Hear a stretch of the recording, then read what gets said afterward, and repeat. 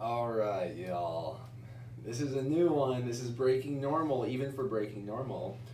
Because, A, this is a sponsored podcast, which, hey, let's celebrate. Hey, clap your hands, snap your fingers, go rate, subscribe, and review this podcast because this will keep amplifying the message of Breaking Normal. And it's sponsored by GAINSWave. They approached me with wanting to sponsor a treatment for me of the GAINSWave treatment.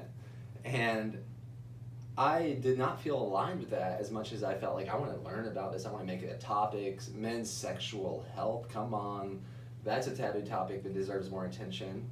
And it's amazing that it's a taboo topic. I'm like, that shocks me sometimes. And that's what we're going to be talking about.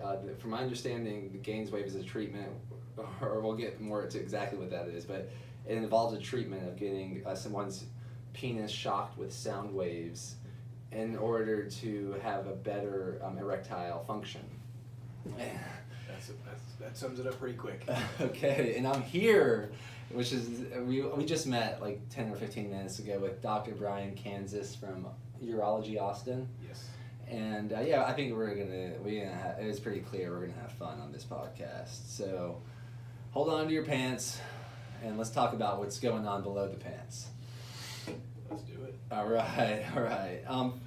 Firstly, let's just jump right off with what GAINSWave wanted us to talk about. And I would love if you have anything you want to add to this or take away from it or interject, please do, Dr. Kansas. Will do. Interesting directions. 50% of men over 50 years of age have ED. That's true. And it's varying forms. And, when I see patients in the office, I just let them know that there are a lot of options for fixing that issue. They don't have to live like that. Okay, so ED, if anyone's confused, stands for erectile dysfunction. Correct. What is erectile dysfunction exactly? So erectile dysfunction, it's really defined as an erectile quality that is not satisfactory to the patient or to the partner. Basically, the way that I define it is not being able to achieve or maintain an erection long enough to complete intercourse. Okay, I love this because first of all, the first definition is so open-ended. It seems like anyone could diagnose themselves with it. Well, and that's the thing is I have to feel that out. Sometimes I have guys that come in, here's a for instance, not to make I'll just give you a bunch of stories from my past career. A guy that comes in and says, hey, I have erectile dysfunction, and the guy's in great shape. He's 35, 38 years old, and I say, well, what's the issue? You have trouble getting or maintaining? No, it's not the issue. Well, what's the issue? Well, I used to be able to have sex with my girlfriend 8 times a day. Now I can only do it 5. And that guy, I tell him, look, you're still far above the normal realm of what is acceptable, and I don't think you have to worry too much about this at this point. Why don't you come see me in about 10 years, and we'll talk a little bit more. Oh, man. So that's in the eye of the beholder, like that particular person. Great. And this is I haven't even finished the first sentence of interesting directions. And I just want to give people some clarity. You're a urologist, correct? Yes. And what does that mean? So a urologist is we're trained to do surgery on the entire urinary tract, which includes the kidneys, the adrenal glands, the ureters, which are the tubes that go from the kidneys down to the bladder, the prostate, and the external genitals. So we are surgeons for that, but we take care of a little bit more than that. We're not just surgeons, but we do a lot of clinical-based medicine as well, taking care of all of those issues. And what's your particular passion in this field? So what has happened over the course of my career is I've become kind of the expert in men's health for my practice and for the area, and for the Austin area. So I do a lot of erectile dysfunction, complex erectile dysfunction, male incontinence, and low testosterone treatments. So I see probably 40 to 50% of my practice is that, including young guys or older guys. I offer every treatment there is for erectile dysfunction. I put in 60 to 80 penile implants a year, which are pump-up devices that are put inside to help people. Do a lot of incontinence procedures as well. what's that last procedure? So incontinence is often, it's something that we see after somebody's had their prostate removed for prostate cancer. That's most of the time what it is, but that's leaking urine. And then a penile pump is implanted where in the So body? I put I go above the penis, but I go down to the penis itself, open that. I put 2 cylinders inside the shaft of the penis, a pump in the scrotum, and a reservoir that goes into the groin. And once they have healed and can pump the device up, they squeeze the little pump in the scrotum about 10, 12, 14 times, and it gives them erection for however long they want. When they don't want it anymore, they squeeze another button, and it goes down. They walk around with a normal soft-looking penis. But what's the device they're pushing? So it's the pump that's connected to the device. I wish I had my model. I should have brought it with me. So it's a device that's attached to them? It's No, not like it's on the inside. Everything's on the inside. Okay, and then there's another thing from the outside that they push, or do No. they push something in So their they're body? squeezing through the scrotum. So Oh. the pump is located inside the Oh, scrotum, wow. almost like a third testicle. Wow, and so Which- they push that button and that. Wow, okay, so yeah, this And is. they often ask me, what if I squeeze my testicle? And I say, well, you'll stop very fast. Yeah, I bet. It's not going to make your penis go up. It's going to make your hair flip up, maybe. Wow, wow, this is edutaining for sure already. And let's make this personal for me. So while I have you, what a great opportunity. I mentioned we were talking about bananas before we started the podcast. Of course. Is that a urology joke? Yeah. Is that a banana in your pocket? Yeah, actually it is a banana in my pocket. Yeah, at that point, and there was a point. And there was a point in my life where I was probably close to carrying bananas in my pocket because I was eating a raw vegan diet, and we were sort of stars in this movement, and there was like 30 bananas a day, and that was a way of eating and living. And what happened, I ate a raw vegan diet basically for about an extended period of time, 6 to 7 months. And I went to a festival with this culture. And I know, first of all, I was very suspicious of what I would say would be the lack of sexual energy, especially for a group this age and vibrant. It was kind of like a spring break, but instead of being sexual, it was more like comparing fruits, actually. And then I realized, I remembered, like, I haven't gotten morning wood in a long time. Like, man, I haven't gotten morning wood in so long. And I went to the doctor, and I was like getting my blood test, and I said I wanted my testosterone. She's like, oh, you don't need a testosterone, you're like 20 something, you're good. And I'm like, no, I think I want to get that. She's like, it's extra money. I'm like, okay, that's fine, let's just do it. And sure enough, it came out like a 189 or something. Pretty dismal. Yeah, she said, like, that's like the equivalent to like about an 88-year-old man.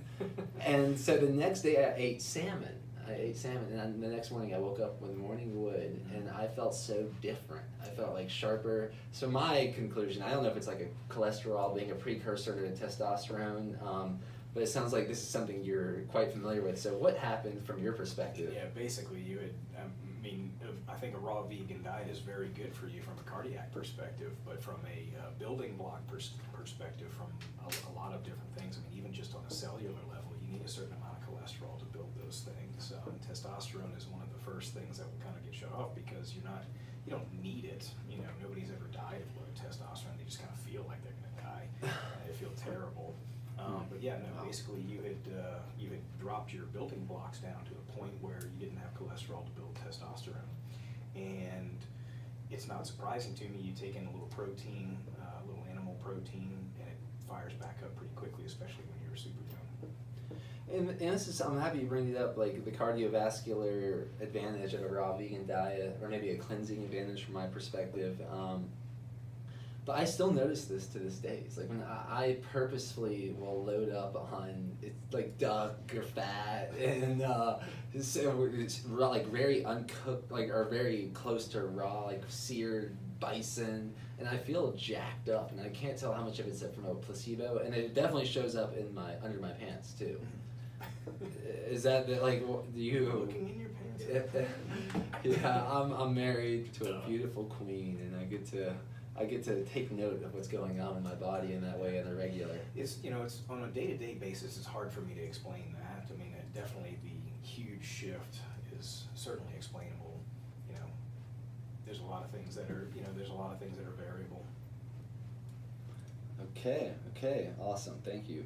And then let's go back to the. We should check your testosterone like before you eat bison, and then an hour after, and see where it is. I totally It'd be an agree. interesting experiment. How do we do that? Don't. But is it blood? Like how is Yeah, there? what I would do is I could give you like 2 lab slips, and you go in and you have it drawn, and then you go eat a bunch of bison, and come back a couple hours later and have it drawn again and see where it is. How old are you now?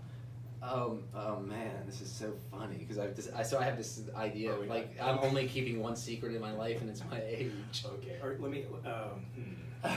Are you below or above 40, or can you not? I'll say below. Okay. I'll say below. All right. So you lose. So there's a variability when you're under 40. You'll have what's called a diurnal variation of testosterone, and your testosterone's highest in the morning, and it goes down. You pretty much lose that after about 40 or 45.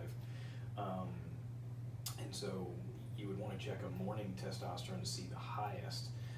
For you, yours should be continuing to go down. So if we threw in the bison later on in the day and it spikes it, we would have our answer. Then we should patent it. Sell bison for testosterone. Get yours. Or bison for boners. Bison for boners. See, I need to come up with that stuff. Well, that's what I was thinking for the title of this video. Come on, it might be. We'll see if it comes to be true. Biohacking for boners over beer. Over beer.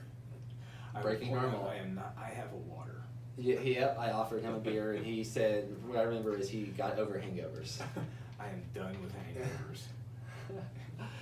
At some point in your life, you'll get to that too, maybe. I like that. Thank you for the maybe. Thank you for the maybe. Maybe. So back to the talking notes here, which are awesome because they bring it. I really want to talk about what they want us to talk about. And it says men with erectile dysfunction are under the impression that asking for help when it comes to this department makes them less manly. Is this something you do like on a psychological level where you're kind of coaching someone to be like, hey, it's okay, like? Yeah, no, I do play counselor a lot, and a lot of times the guys that come to see me are encouraged to come in by their wives because they're embarrassed, they have a little bit of shame about it. I should be better than this. I should be treating my wife better than this, etc. So you do play a little bit of counselor, but typically by the time they walk out of the room with me, they say, "Wow, that was I can't believe how easy you made that." Which of course I do it for a living, so I sure hope I can talk about it pretty easily. But the bottom line is guys need to know that there's absolutely something out there. It's super common. Like we said earlier, about half of guys over 50 will have some form of erectile dysfunction, and it's there's inexpensive options out there to help people with these things. It doesn't have to cost an arm and a leg at all. And I'm excited to get to what GAINSWave exactly is, but in the meantime, I just want to keep getting to know each other publicly. And because you said like you make it so easy, I want to I want to explore all like the concerns I've had with my penis since I've probably been a teenager. Real quickly, if that's cool with you. Just lay it on me. I remember there was at first I was being concerned about these little like I guess they're hair follicles now, but like bumps on my scrotum. Okay. And I got paranoid about that. Yeah, it kind of looks like chicken skin. Yeah. Yeah, exactly. And that's exactly all that they are, is little hair follicles. That's the same in everybody. Some people are more pronounced than others, but it's normal. Cool. Yep. And I think I've been told this. I don't think there's not going to be anything I've not talked to someone about before. But I want to honor you. I agree that you're really good at what you do from what I've experienced so far, and that's communicating. Yeah. One. So it's an honor to be here with you. Next one would be like when I feel around my balls, like squiggly things. They feel very squiggly. Right, so what you have is overlying the testicle, you have what's called the epididymis, which is a transport tubule for sperm. So sperm is made in the testicle and comes out of the epididymis and then ends up going into the vas deferens. You heard of people getting a vasectomy before. That structure is what's cut during a vasectomy to cut the sperm flow off. And that eventually goes through the pelvis and into the ejaculatory duct. So sperm can come out with your ejaculate fluid. The ejaculate fluid is made completely by the prostate. So 97% of what you see come out at orgasm is made by the prostate, and it's just supportive fluid. Only a very small percentage is actually sperm. Wow, that's amazing. So, and this is now we're getting to an esoteric level for me. So 1% of that semen fluid is probably sperm I say viable. 3, but that's probably very generous. It probably is 1% or even less than that. Okay, so You it's know, like so 0 to 2 or something to 2%. It's microscopic. So when guys come and get a vasectomy, they ask, "Is my ejaculate going to change?" And I tell them, "There's no way you will be able to tell the difference unless you whip out a microscope and look at it in a microscope." So it's a very, very tiny percentage. Wow. And then, how many sperm? Do you know what like the rough numbers of these? How many viable sperm are in an average ejaculate? So, you know, we talk about fertility issues, and you know, somebody who's good and fertile will have about 100 million sperm per cc. An average ejaculate volume is about 3 to 5 cc. So there's 3 to 500 million sperm per cc. A lot. And one is what It makes takes a new life. Precisely one. It's sometimes it's interesting to see what we see for couples that are infertile, because infertility is 40% male factor, 40% female factor, 20% both, or we really just don't know. And sometimes I see guys for infertility, and I'll get a semen analysis on them, and they've got 175 million sperm per cc, and they've got an 8 cc ejaculate. And I look at them and I say, you should be able to walk past your wife in the hall and get her pregnant like this. And most of the time when they're coming to see in that situation, they're coming to get checked out and make sure that there's no issue moving forward. Okay, and then now for my other personal question, I had a feeling that this one's going to get you. I don't know if you're going to have a clear answer. When I once said this to I remember asking a doctor before, and they were like, they just guessed. If I continue stimulating myself after ejaculating, I feel an uncontrollable urge to pee. Okay. It's a way I would pee after having sex, basically. Okay. So what you're doing there is, so when you have an orgasm, you have stimulation and relaxation of the entire pelvic floor. So recognize that the pelvis is a bowl. It's bones lined with muscle, and the bladder and prostate are dropped down in there, connecting to the penis. Okay. I often hear that people older gentlemen, 50s, 60s, that have enlarged prostate, they say they pee much better after sex, and so that's the stimulation. Everything relaxes. So basically, what you're doing there is you have figured out a way to get yourself to relax your pelvic floor in order to pee. Are you saying you pee easier? It was a concern. I actually think when I first asked the doctor, it was a concern because I'm like, what if I was like having at that point, like getting a hand job or something, and she kept going, and I just started peeing. Oh. It was it feels like almost uncontrollable. That's pretty tough to explain. Let's see if he can come stimulate you, and let's see what happens. He just ran out the room. So what I remember him saying is like there what- might be a nerve nerve to my prostate or my bladder, like some nerves to my bladder. So also realize you have the so what he's describing to you is, are you stimulating something that's making the bladder contract? There's really nothing in the external genitals that's going to do that. It really has to do with the pulsations of the pelvic floor. But you have to realize that you've got a sphincter mechanism that is on the outside of that, and so it would be pretty unusual for you to leak, although anything can happen. Yeah, it hasn't ever happened before. No, it's not leakage. It's more that like I can get a nice forceful pee. It's like after being ejaculate, maybe even for up to like a minute to 3. Mm-hmm. If I continue to try to like I haven't tried to have sex in that state exactly, but more I've done it on purpose to masturbate. I feel like the motion of masturbation, but it would make me pee. Now I'm wondering if this is like a psychological thing. I'm like, what's going on here? The best thing I can think of is that you're completely relaxing your pelvic floor, and I'm trying to think of a mechanism that would. I can't think of a mechanism that would create a bladder contraction in that situation.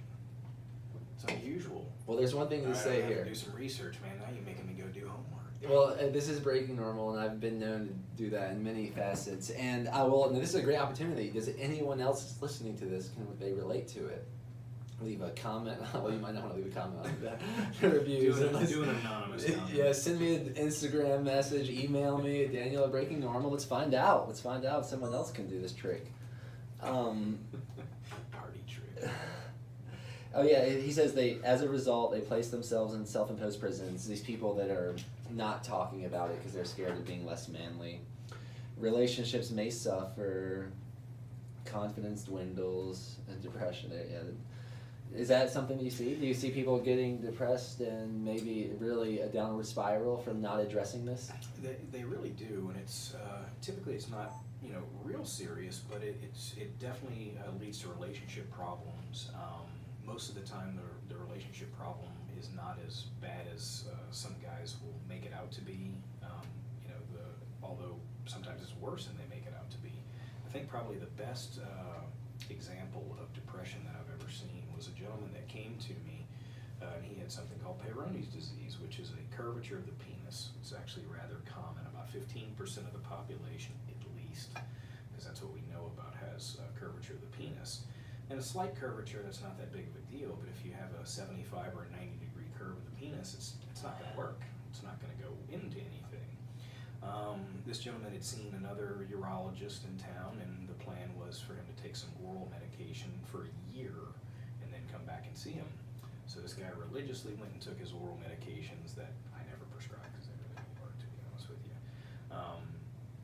And he saw him after a year, and he said, hey, it's still the same. What are we going to do? And he said, let's try it for another year. And so the guy decided to have another opinion, so he came to see me, and I went and I was able to repair it surgically because it's one of the things that I do. And when I met him, he was on 3 antidepressants and was actively seeing a therapist once or twice a week, depending on how often he could get there. And it was all related to his inability to have sex with his wife. And once we fixed him, he got off of all of his antidepressants, finished up with his therapist, and life was good again. He did some sort of brickwork, and he made me this brick, and in it is some sort of curved sea animal that's an inlay in it. And he gave that to me as a gift, and it sits on the hearth of our outside fireplace to this day. That was like 10 years ago. So every time I see that thing, I think of that guy. But yeah, it was a big difference in that poor guy's life, once we could fix that for him. So it was really good for him. Wow, yeah, that's really a line story. Thank you for sharing that. Yeah, and they mention, men, when you say oral medications, they're saying that a GAINSWave here is claiming men with certain medical conditions that once relied upon, like Cialis or Viagra, may no longer be able to utilize those pills. So that was a different one, something that was sort of made for Peyronie's, but it doesn't work. It's called Pitava, or potassium benzoate. So the oral medications that we're talking about here are for erectile dysfunction. So when we talk about erectile dysfunction, what I tell guys is all that an erection is more blood flow in arteries than out veins equals erection. As everyone ages, the small muscles that pinch off the veins when you start to get an erection, in order to prevent the outflow, they atrophy. So they allow outflow more robustly than they should, and so therefore you can't keep the penis filled. So it also applies to young guys. When I see a 22-year-old with erectile dysfunction, that guy has something called venous leak almost every time. It's something that you can prove with Doppler ultrasound in the office, which I do from time to time.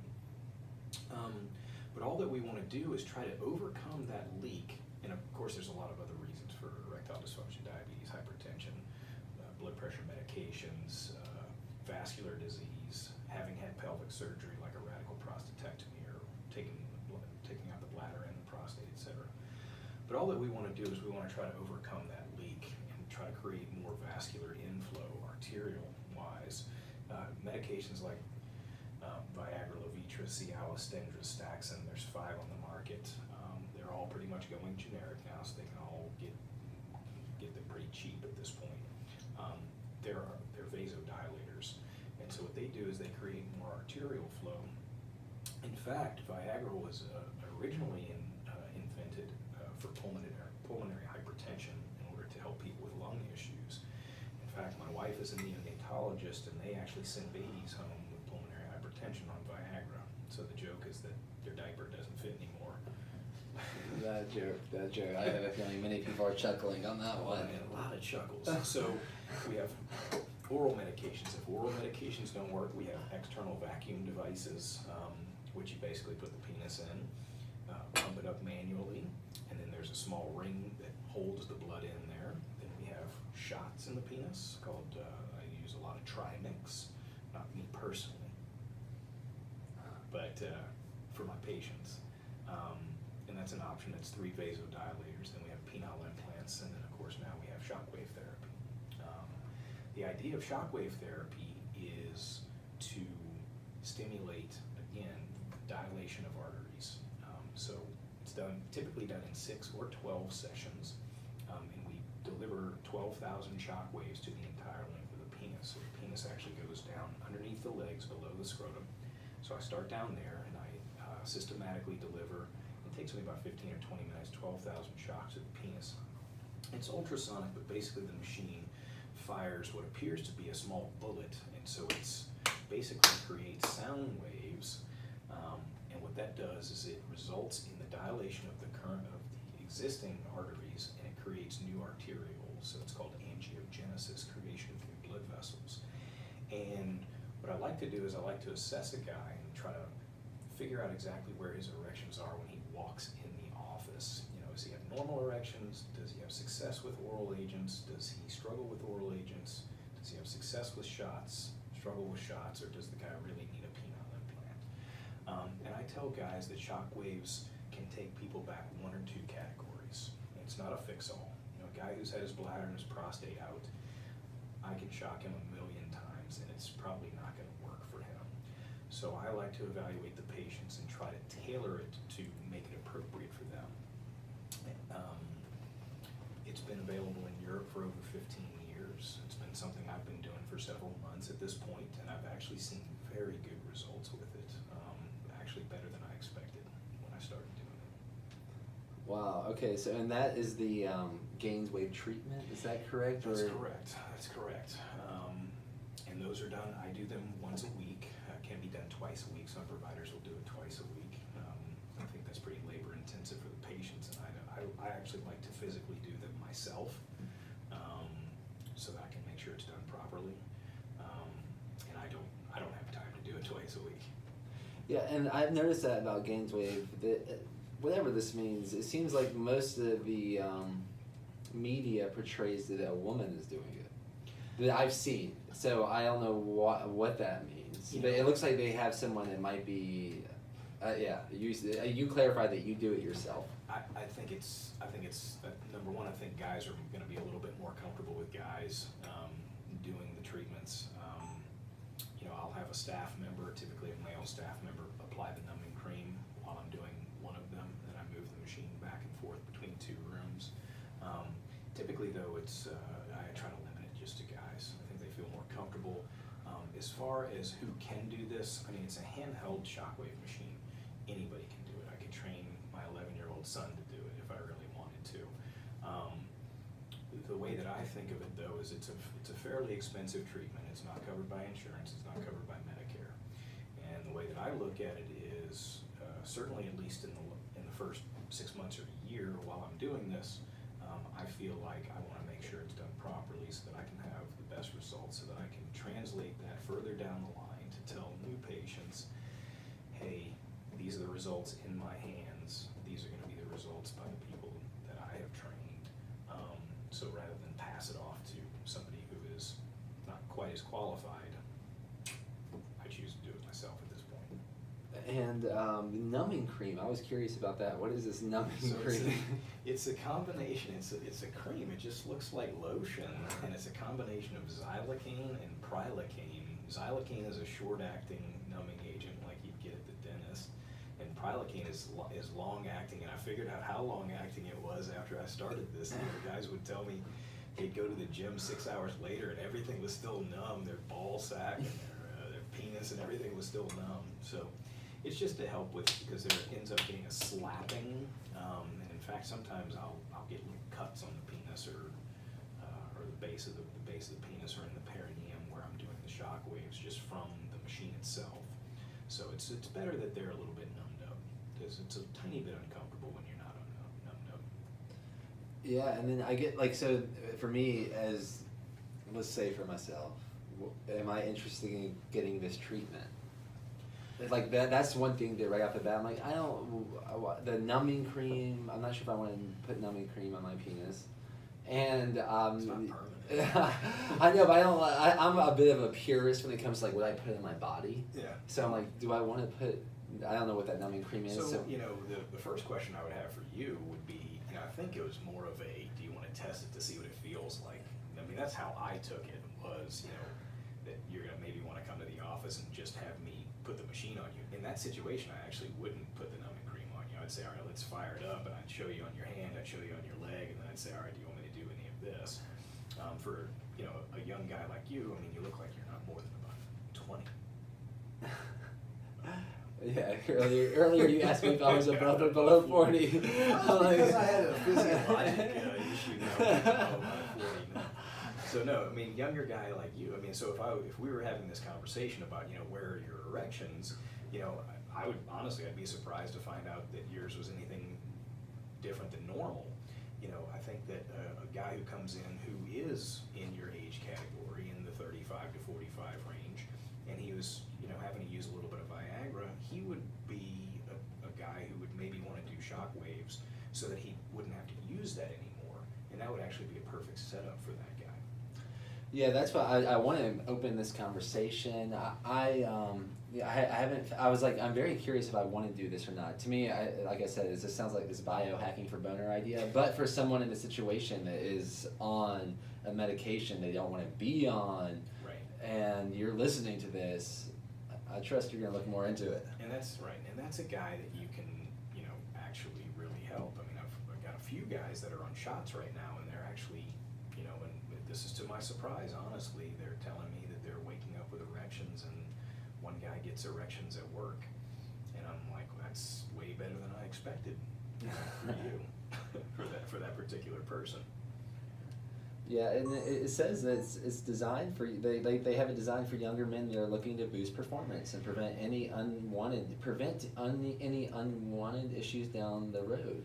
You know, so That's you have to counsel patients and tell them, you know, what I like to tell guys is, you know, imagine that I can take your erections back to where they were 5, maybe 7 years ago, and then you will slowly dwindle back downhill because you're going to still age. You know, typically this, you know, kind of needs to be redone after 2 or 3 years, and I tell guys, look, if it works the first time, then it should work the second time, and we can go down this pathway again if you'd like to. Awesome. Well, man, that is definitely the GAINSWave treatment I'm curious about. I saw that Ben Greenfield, who's definitely seems to treat himself like like a guinea pig for optimization. He's been trying it, and I saw Dave Asprey, who's someone that I spoke with at his Bulletproof conference. So there's definitely some very influential people that are inspired to try it and share their results publicly. So it's a cool thing. Man, now we have I think we've covered the GAINSWave. What I'm curious about is someone that's more just like, I want to talk about men's health overall a bit. And what does our erectile function indicate? You know, so talking about, we'll split this into two subjects. You know, younger guys with erectile dysfunction is basically what it sounds like you're going down the pathway of, and then we'll talk about low testosterone and what that means. You know, when I see a guy with erectile dysfunction, the first thing that I need to think of is, you know, is there something else underlying this? Biggest concern when I see a younger guy is, does he have heart disease? Is this a sign of early heart disease? Because if we're having if we're potentially having issues with the penile arteries, which are actually very tiny compared to the coronary arteries, is this an early sign of heart disease? So that's a guy that I ask about a family history of heart disease. I ask if any men have died suddenly of heart attacks in their 40s or 50s. Has he had cholesterol screening yet? And if not, then I do it myself. If I find things that are abnormal, I make sure he sees a primary doctor. I make sure he sees a cardiologist. And most guys are very happy to do that type of stuff if there's an issue. Even getting cardiac CT scans sometimes is a very good idea to see if they have calcifications in the arteries of their far as what does erectile function or dysfunction indicate, it can be an early sign of vascular disease, like I said, heart disease, vascular disease, etc. Testosterone, really, when I see guys for testosterone, a lot of them do have concomitant erectile dysfunction, but most of them will have fatigue is the biggest symptom that I see. Lack of desire for sex, loss of muscle mass, weaker erections, lack of morning erections, like you noticed in your situation when you were eating nothing but bananas. I see you grocery shopping. They always, the classic checkout Is it scenario a was, monkey? yeah, or what are you feeding a monkey? And then I got to like preach about raw veganism on my high horse until like, I would also say other symptoms I was having, and I'm not sure if it was only testosterone, probably like a thinning of my hair. I thought my hair was getting thinner. Again, yes, I mean, you had a lack of protein. I mean, you had a lack of all you had was vegetable protein. I guess you were eating some soy. I was eating a lot of vegetables, Vegetables, I mean, like smoothies. So it wouldn't surprise me if you started having, like, your hair was falling out. I mean, Yeah, it was pretty thin. I think, where are we getting protein? And then my gum line, I felt like my gum line got receded, It's and my teeth looked a little browner. And I was like, those were my shit, man. God, it sounds so healthy, man. I know. Well, for the first 3 or 4 months, it was so healthy. And then all of a sudden, there's all these people following us and praising us online, and like, keep going. And I'm like, man. And my friends were like, "Are you okay, Daniel?" I'm dying, man. Daniel's dead. That was the old me. I shed the skin of who I wasn't to become what I am. You had scurvy. Nah. That's crazy. So it's interesting. My parents owned several Baskin Robbins when I was a kid, and we used to go to the grocery store. We'd run out of bananas for like the banana splits, and that was the same thing. We'd get cases of bananas. Like, what do you have, a monkey? Yep. 2 of them. Yeah. I'm gonna back the car up. So same story. So anyway, low testosterone. Those are the things that we see: the fatigue, weaker erections, loss of muscle mass. Sometimes depression as well. Oftentimes guys will think that fixing the testosterone will completely fix their erectile dysfunction. Sometimes it does. A lot of times they need other things. Again, the whole gamut of what I offer: world agents, shock waves, vacuum therapy, shots, implants, etc.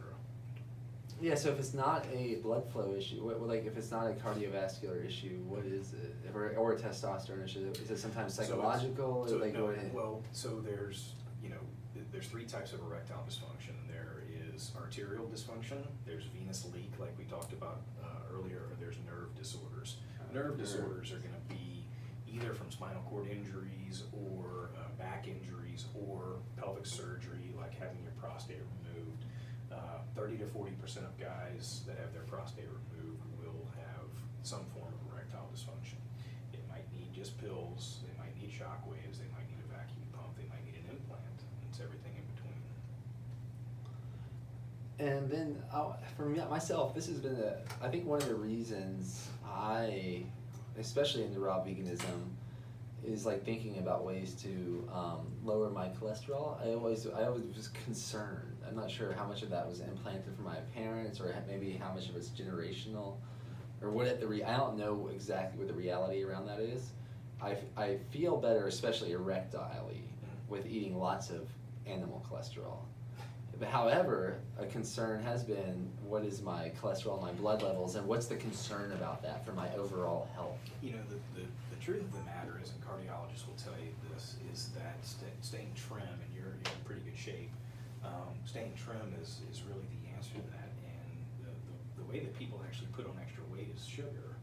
And so by avoiding sugar, you have less fat, and therefore your cholesterol ratios are much better. People do the Atkins diet, which I think is a little bit dangerous, because I think if you're eating a pound of bacon a day, it's a little bit on the much side.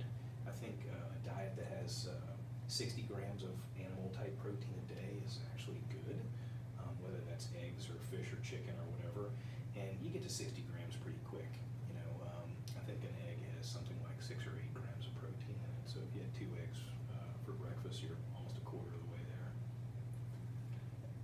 But like, what about someone that might naturally run high in cholesterol? Now I'm curious. Like, we're talking about testing my testosterone. I'm like, maybe we should talk about cholesterol and we talk compare. about genetics too. I mean, most people with high cholesterol is genetic. Like I have a terrible family history of heart disease. No matter how skinny I get, no matter how much I exercise, my total cholesterol is well over 200. I stopped my cholesterol medication. I thought my cardiologist was going to have a heart attack himself. He's like, yeah, he's like, we need these numbers to be better. You know, I'm somebody too who would love to not take any medications, but I know over the long run, it's probably better for me to take a small dose of a cholesterol medication and stay in shape and watch what I eat and exercise as much as I can, because there's a genetic component to it. It comes from both sides of my family.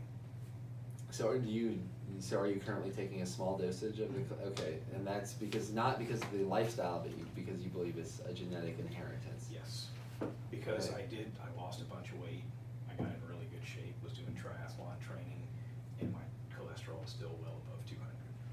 And is there any way that shows up for you, or is it just strictly the numbers that they're showing from the Right test? now, but not in 10 years or 20 years. You know, am I gonna be somebody who has erectile dysfunction, or am I gonna be like a lot of guys in my family that have heart attacks when they're 55, 58 years old? Now, of course, I think I'm doing some of the things that my grandfathers didn't do. You know, I think that I eat a lot differently than they did. I think that I exercise a little bit more, and I take cholesterol medication. So I think I'm trying to avoid those things. Yeah, that's an interesting topic, because I know there's a lot from the field that I'm in, like a very whistleblower type of field. There's a lot of, I'm not clear on the cholesterol idea. There's like people have differing opinions I think that I both believe in. I think, you know, so the reason that cholesterol medication was made was for familial hypercholesterolemia. And that is, I mean, people with cholesterols in the 1,000, 1,200, 1,500 range, and they die of heart attacks in their 20s. I mean, it's serious. So it was first made for them. Then what happened was it got extrapolated to, okay, well, if you've had a heart attack, then you should probably do this. Then it got extrapolated to, well, let's look at some people and see how they do if we drive their cholesterols down. I think it used to be made a much bigger deal, and that's when Lipitor was made by, I think it was Pfizer, and they, you know, everybody was on this. I think it was overused, and I agree with you. So I think in certain settings it is good, but most cardiologists still agree that certain parameters on paper are better than others. And this is long term. This is, you know, what I'm doing now when I'm 45, because that's how old I am. Is that going to change what happens when I'm 65 and 75? And I'm still a believer that the answer to that is yes, because I've done everything else that I can do. You know, I've gotten down to a weight that is haven't been this trim since I was a freshman in college, and it really hasn't changed my numbers to my liking. Well, man, you seem pretty like you seem like you're a good patient for yourself. How have you gotten the most trim you've ever been? Diet. And what's been the diet change from what to what? I cut out all sugar. You cut out all sugar. Cut out all sugar. It's actually another reason why I don't drink anymore. That's helped me keep the weight off. So I eat as little sugar as possible. In fact, your banana diet, you know, we refer to that as nature's candy bar. It's a ton of it's natural sugar, but it's still sugar. And when you say we, are you prescribing to like a certain diet paradigm? I do. You know, I think typically I think the best diet that's around currently is the ketosis diet. You know, basically where you take in a very, very small amount of carbohydrates and you put yourself into a situation where you burn fat. I don't think it's good long term. I think it's good to get to goal weights because you're actually just taking off fat. If you're taking in an adequate amount of protein, you don't lose any muscle in that situation. Then maintaining it, a moderate amount of carbohydrates. The average American takes in 300 to 400 grams of carbohydrates a day. That's across the board. The food pyramid, the FDA food pyramid, is actually upside down. They recommend, I think, 7 servings of grain a day. Well, a piece of bread is just like two tablespoons of sugar. It's just sugar laden. Everybody's diet is sugar laden. 60% of the United States is obese. 30% of the United States is morbidly obese. That's the real epidemic. If you look at television, so you're saying that you're blowing up conspiracy theories. Don't get me started on pharmaceutical companies, because look at TV, watch any program right now, and you'll see the most advertised, the largest thing that's advertised on TV is medications, especially diabetes medications. And in today's medical society, unfortunately, we've become a pill society. Patients come in and they want to know, is there a pill I can take for this? And sometimes the answer is yes, but it's not really fixing the underlying issue. Diabetes is a perfect example. Diabetes is, I mean, goodness, diabetes will kill way more people than, HIV. It kills way more people than any cancer that we see. But it's kind of ignored. People just get more medications, whereas honestly, the majority of them could become non-diabetic just simply by, dropping down to an ideal, or at least close to an ideal body weight. And so far, it sounds like you've had the best success with doing that by cutting out unnecessary sugar, basically. I mean, that's what I typically tell patients to do. Yeah, I hear you. I set them up on programs as well. So, again, if I have a 35-year-old gentleman that comes in to see me for my expertise in erectile dysfunction, and he's my height, 5'10", and he weighs 350 pounds, and he's diabetic, hypertensive, hypercholesterolemic, I can fix his erections for him, but at the same time, he probably will be dead before he's 50. And so I think the biggest thing that I can do for him is try to help him change his lifestyle and try to get him into a better situation overall. Yeah. I think it was, have you ever heard of Dr. Dean Paskowitz? He traveled the world with his huge family in a van to surf and do free medical treatments. Have you heard of this guy? I don't think so. I think I remember I think he has a movie out called Surfwise. I think he's in heaven now, but he basically was saying to the book/movie starts out with man's biggest problem used to be having enough food. Man's biggest problem now is having way too much food. Too much food, yeah. No, I agree. I mean, and look, I fell victim to it too. I mean, I was 200 pounds, 5'10". That didn't go well. Yeah, I was at a point where I was over 200 pounds, and that was more this idea of gaining weight on purpose, but it didn't feel good. I had injuries.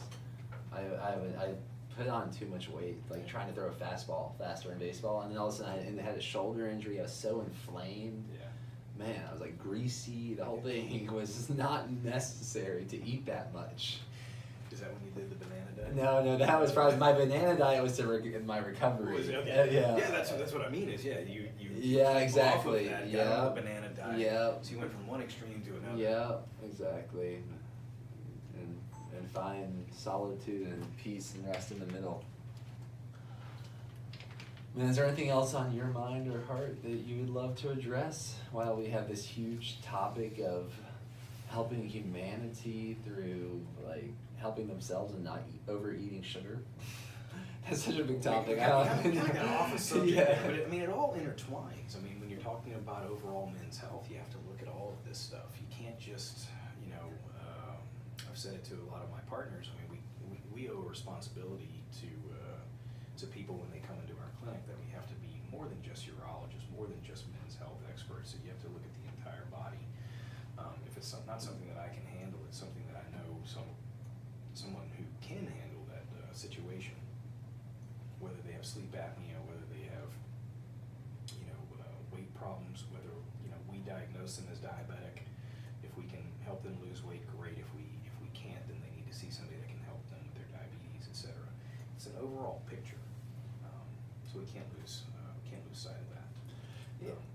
The diabetes, I'm happy you brought that back up because that's something I wanted to ask you. Where does diabetes come from in your opinion? I know there's different types. What's your golden thread of that? Well, there's type 1 and there's type 2. Type 1 is insulin dependent, and that means that your pancreas just doesn't work. A lot of people are diagnosed as kids with that, and those are the kids in your class that give themselves insulin shots or whatever. I think we all had a friend who was diabetic and would go to a birthday party and the poor kid couldn't eat a piece of cake because he was diabetic, or he'd have to load himself with insulin. So that's type 1. Type 2 is acquired later in life, and what it is, it's an insulin resistance.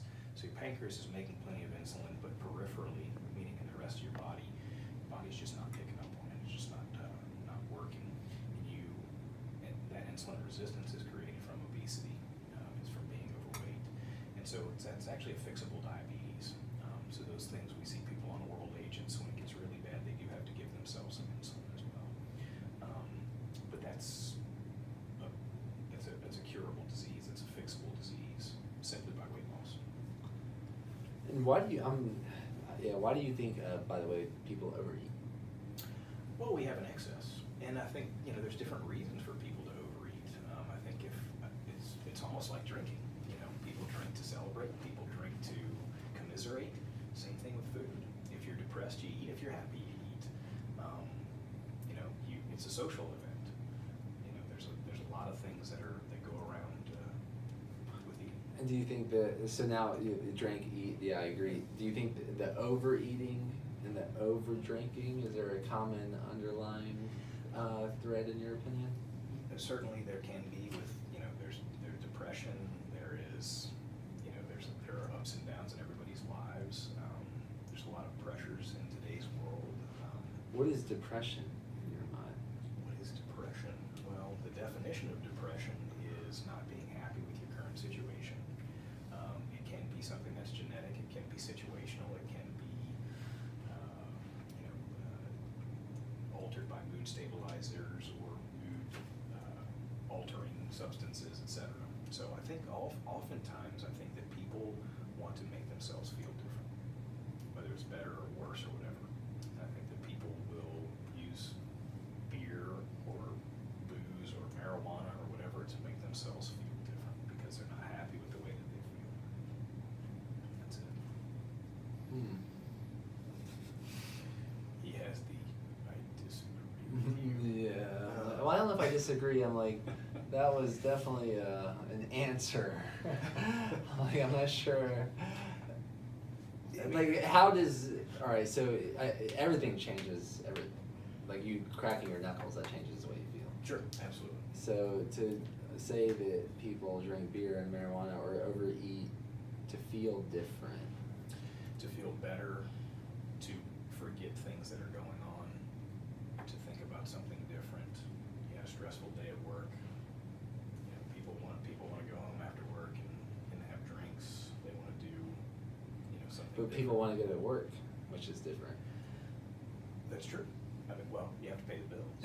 People want to pay bills, which is different. That's different. Yeah. I mean, it's hard to say exactly what depression is because you have people. What is true happiness? You get into that definition of what is true happiness, and I don't know if you've ever read the book Man's Search for Meaning by Viktor Frankl.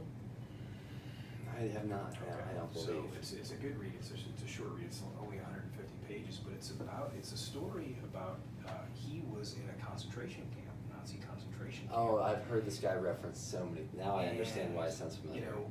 Those people who could not have possibly been in a worse life situation.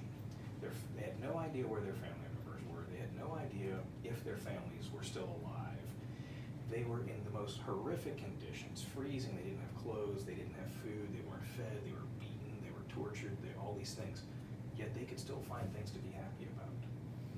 And so happiness is a state of mind. And I think that that a lot of us lose sight of, what is good in life and what isn't. And I think we get caught up in a lot of details. I think we get caught up in a lot of politics. We get caught up in a lot of different things that make people angry.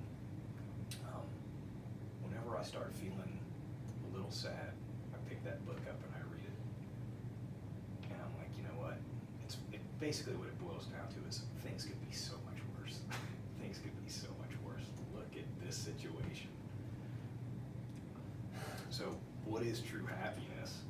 And I have to check myself often, to be honest with you, and say, boy, I got a lot of good stuff going on in my life. I've got a great wife, I've got 2 great kids, I've got a great career. I get to hang out with you. Maybe I'll get to shock your wiener one day. Yes. I hope that helps with depression. I don't know, man. I feel like you're critiquing me. Oh yeah, no, I'm like wanting to dive deep. I'm like realizing we're in 55 minutes. I think we've talked, we really talked about a lot of topics that are going to help a lot of people, and I just wanted to get more personal because I am inspired by you. And then also personally, I've used ganja, beer to feel different, along with many different things, and I'm into that topic. I'm into the topic of, and my grandparents survived the Holocaust by living under a graveyard, and here I am able to drink beer and smoke pot because of them, because they were able to, man, choose something. They did something. They survived. Yeah, no, and I'm the same. I had a grandfather that escaped Russia on a cattle boat, and here I am talking to you. If he hadn't, nope, I wouldn't be here. And then how to do what we're doing best. How to do what we're doing best in the meantime. It's a big topic that I just like judge you to be a smart person, and like us coming from very different fields. So me, I'm not critiquing. Maybe I don't know. Maybe I am. I just like wanting to dive deeper. Am I wrong? I'm like looking at the creative constraint and like, man, I want to juice the most out of this opportunity we have here for about another 10 to 1 minute to 15 to whatever it is. Yeah. I think again we have to look at things overall picture and everything. What I think the take home from me from what I do on a daily basis is, and I tell guys this every day, especially with erectile dysfunction. I know I can fix you. It's just a matter of with what. Whatever is going on with your penis, whether it's just pure erectile dysfunction, if it's Peyronie's disease, it's something I've probably seen. It's probably something I've fixed. I just don't know exactly with what, but I will figure it out for you. We'll figure it out together. I think that's what actually gives guys the comfort, because they know that I'm a one-stop shop and that it's fixable. Yeah, and what I hear from that is like you have dialed into your dharma, as some would say, or you like getting paid for your passion. It seems like you are. Was there? And one thing I've learned about a lot of teachers or masters is they've learned what they had to master. Was this a personal thing at one point, or what got you into urology? Interestingly, I'm not a guy who had a dad with prostate cancer or anything like that. I know some people who had urologic issues, or their family had urologic issues. I was exposed to it in med school, and I heard we all had to do 1 week of it when we were third-year med students. Most of my friends and and classmates, they would come off and be like, "Oh my God, that was terrible." It's just old guys, they can't pee, and they would get droopy scrotums and all this stuff, and it's just awful. And of course, I went and did it, and I was like, "This is awesome. This is fantastic." I see men, I see women, I see different things. I see kidney cancer, bladder cancer, prostate cancer, erectile dysfunction, low testosterone. Women, men, kids. All these different things in this small system. You see clinic, you operate. I thought it was the perfect choice for me.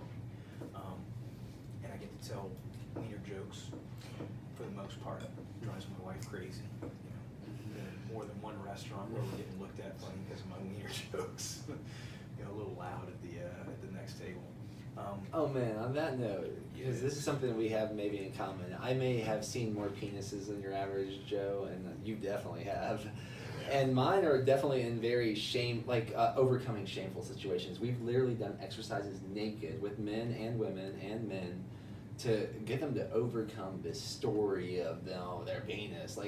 Can you imagine if people talk about their hand sizes? Like, oh my gosh, that guy's hand is so much bigger than mine. That guy's elbow is so much pointier than mine. Do I think my wife's gonna leave me because his nose is bigger than mine.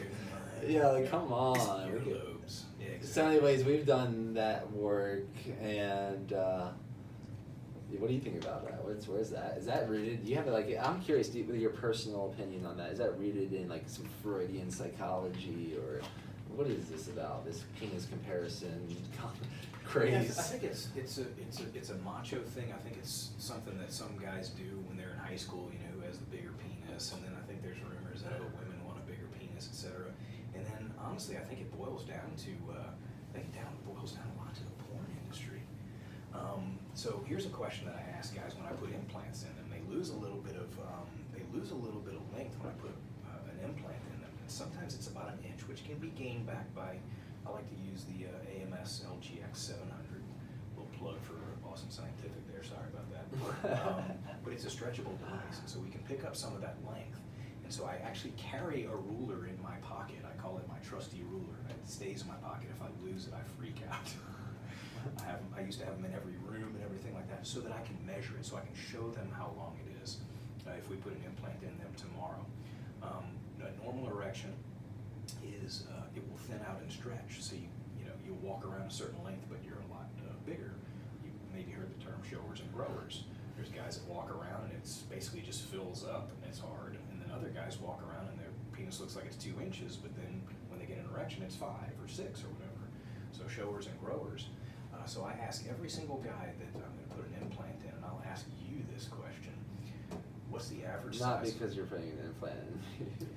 I already put your implant in. What are you talking about? Oh, he knows. He knows about the virus of the mind, also known as ideas. And because what's more powerful than an idea? I'm waiting for you. What's more powerful? So what were you gonna ask me? Okay, so what's the average erect penis length for a white guy?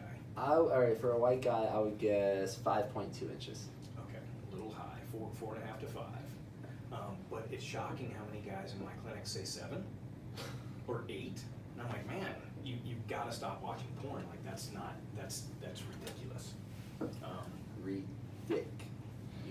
Pardon the pun. Pardon the urology pun. That's redonkulous. Yeah, that's fascinating. That's So I think that there's a lot of myths out there. Interestingly enough, and I've kind of pulled it both ways. Also the thought of and this brings us back to our erectile dysfunction conversation. My wife may leave me, and if we can't fix this, my wife may leave me. So I've actually gone and I've asked female employees, I've asked female patients, would you leave your husband if they had erectile dysfunction? And more of them than I thought said, yeah. I was unpleasantly surprised by that.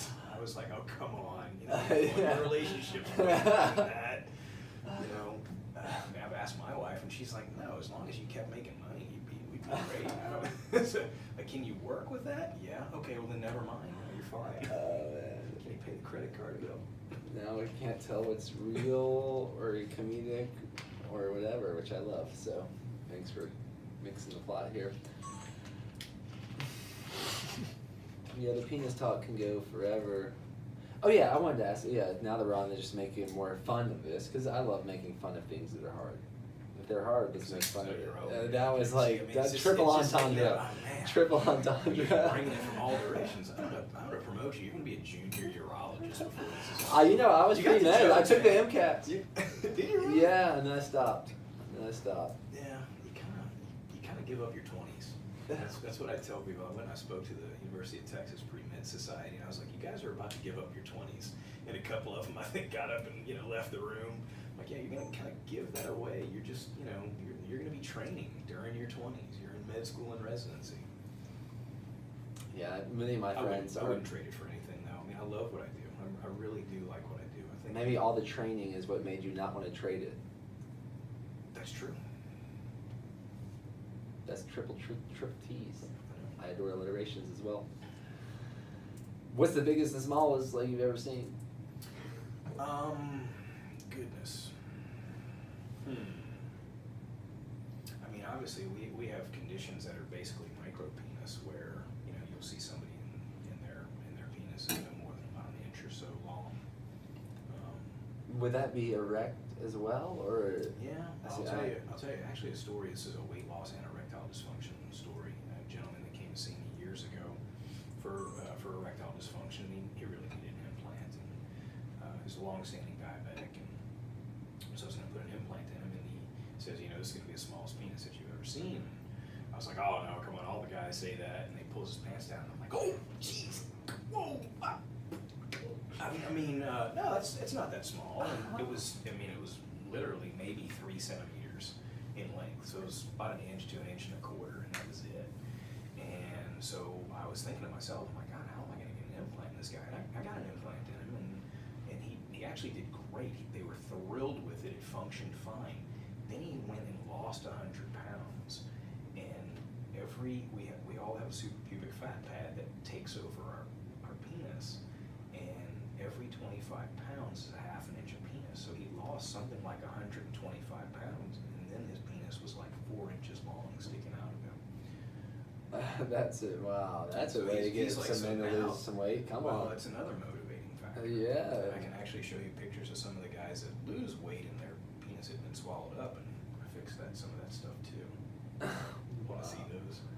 Well, man, you know, my penis is pulsing. I gotta pee like a maniac, and we can blame that on the beer. We can get mad at it. When you said the penis is pulsing, I was just glad I was between you and the door, and I was gonna run out of here.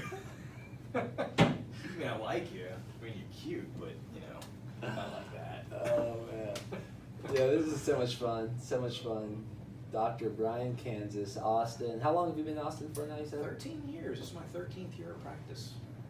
Austin's amazing, huh? It's been a fun place, you know. I mean, my wife grew up near Tyler. She actually went to A&M and went to UT San Antonio. I had never been to Austin, and we came and interviewed for jobs. And you know, she's like, "How about Austin? Why don't we live there?" Okay, sounds good. I grew up in Louisiana. I grew up in New Orleans, but you know, I love living here. It's a great place to raise kids. A great place to practice medicine. Texas is a great place to practice medicine. So you really can't beat Austin. It's great, and everywhere you go, everybody wants to move here. We need to slow down a little bit. The traffic's getting a little crazy. Yeah. Although this wasn't too bad for me, breaking normal enough. Well, I'm super stoked, man, and I trust this is highly illuminating to many people. And that if someone's in Austin looking for a GAINSWave treatment, come on. Check out urologyaustin.com. My main phone number for my office is 512-231-1444. Happy to see you. Happy to help you. Absolutely. Don't waste any more time. Oh, I don't believe in a waste of time. A waste of time, but that's another topic. That's actually a chapter in the Breaking Normal book. There is no such thing as a waste of time. And just so you know, Don't lose any more time. my specialty is getting, I would say, leaders to team up beyond beliefs. And I judge you to be someone that's good at that too. Like, you have your passion, you have your belief, and you're still open to communicating and teaming up with people. Absolutely. Yeah, You can I always- feel that. you I can feel always that from learn you. I something. feel like, yeah, the perpetual student. I learn something new every single day. Come on. You have to be an open book or act like a sponge and just sit there and absorb stuff and keep an open mind. And you know, it's amazing what you can learn from other people if you just give them a little while to talk and listen to them. In that case, I bet this podcast was awesome. Thank you for breaking normal. Thanks. Peace.